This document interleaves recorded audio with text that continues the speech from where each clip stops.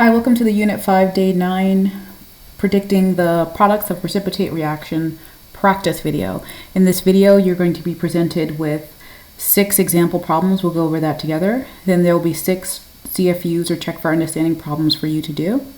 You'll pause the video and then I'll reveal the answer after you press play. So let's get started. So in this video, we are going to predict the products of precipitate reactions. And remember, precipitate reactions are double displacement reactions. And in a double displacement reaction, we start with 2 compounds. In the case of precipitate, there'll be ionic compounds that'll switch partners to form 2 new ionic compounds. Those will be our products. And at least one of the products must be an insoluble ionic compound or a solid known as a precipitate. Now, in the next lesson, we'll learn how to figure out which ionic compound is insoluble, is a precipitate. But for this video, our focus is solely on predicting the products. There will be a second video in this practice for today where we'll learn some strategies for balancing these equations. But for right now, we're just going to learn how to predict the products. Okay, so what are the steps that we use for predicting the products? First thing we're going to do is we're going to break each reactant down into its cation, which will be either a metal or ammonium, NH4+, and the anion, that will be the non-metal part. Then what we'll do is we'll switch partners to form our products. And key thing is that each product should contain a cation and an anion, and they have to be, of course, different from the reactants. So if you look at what we have up here, we start with ionic compound A and B, and we mix it with ionic compound C and D. So the first part, A and C, those are our cations, and B and D are our anions. Then what we do is we switch those, so we form 2 new ionic compounds, AD and CB. All right, then the final step is after we have switched them and we formed our products, what we need to do is just check and correct the chemical formula of the products. And what do I mean by that? I mean that the overall charge of the products must be 0, and we get that by changing our subscripts to make sure that the overall ionic charge is 0. And then if we have a polyatomic ion, so anything that's on this chart here, if we have more than one of those, we have to use parentheses around it and then put the subscript outside of that parentheses. Okay, so now that we've gone over the basics, let's get started. So our first step is to break each reactant down into its cation and anion.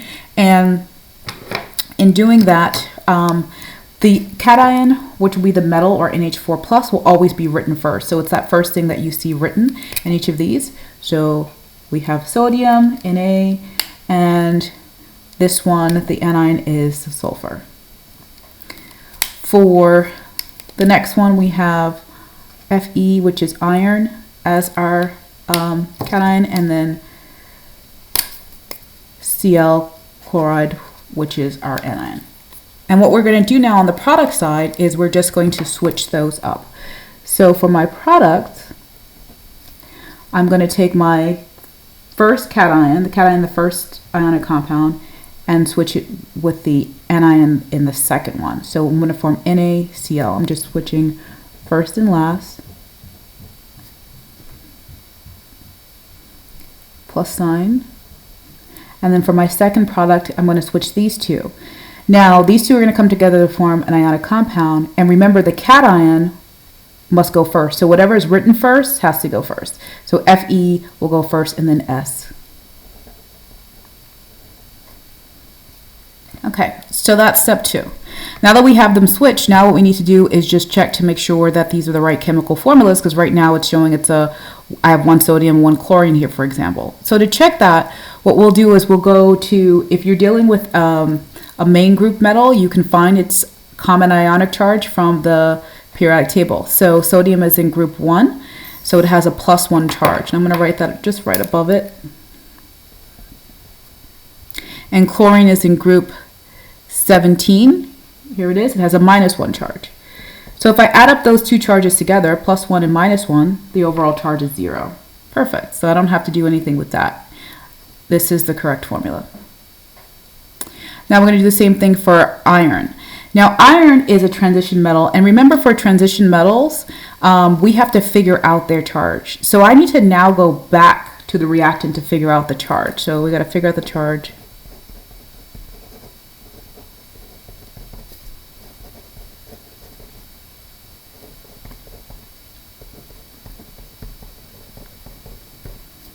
Okay, so to figure out the charge of the transition metal, what do I need to do for that? So I go back to the reactant, and I'm going to figure out what charge iron must have in order for the overall charge of this compound to be 0. So let me zoom in a little bit.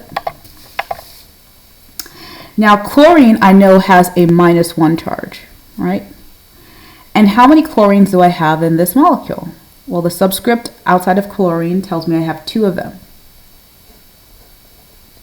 So that means that so far this molecule has a -2 charge.